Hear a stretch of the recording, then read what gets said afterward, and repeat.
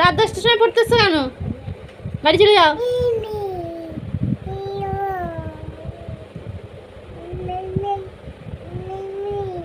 ঘুমাবো না আমি, রাত 10টা 10:30 বাজে যায়, এখন পড়াশোনা করবে ও।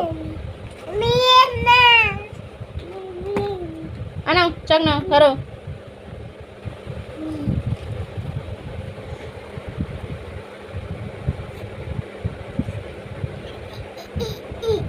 আস্তে আস্তে আমার ছোট্ট স্টুডেন্ট চলে এসেছে, আর ওর কদিন ধরে শরীরটা ভালো নেই, তাই জন্য ও রাত্রিবেলায় পড়তে এসছে।